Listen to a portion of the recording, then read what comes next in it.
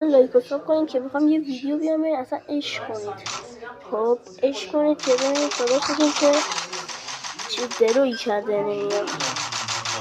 اینجا این دمیج بود با دست مرد ایشون هم آدازه وستشو جویدیم. کارش اونقدر خوب نبود.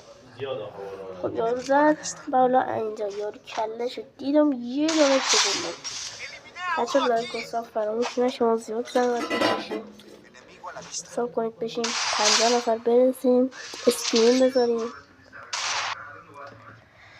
خب اینجا درک کنید که وست باید بذارم. این هم از ایشون هم با اسنایپ دمیج دادم. بعد اومدم یه دونه استاد دادم نخورد، یه دونه زود دادم تا 3 تا زدم بد بود. اصلا لایک و ساب کنید که یار زحمت کشیدیم. یارمون رو نیمد حتی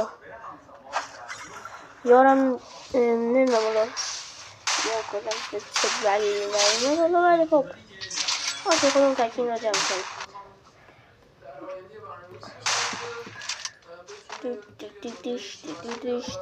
اصلا لایک و ساب کنید خدایی زحمت کشیدیم.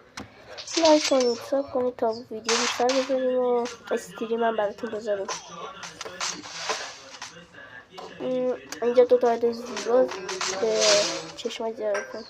لایک کنید بچه ها 4 شدیم. بچه لایک و ساب کنید کنان نزدم یعنی میتونیم بزنیم. خود دمیج بدیم میزنیم بچه استا جویدیم دیگه خدایی درک کنید سخت بود. لایک و ساب فراموش نشه.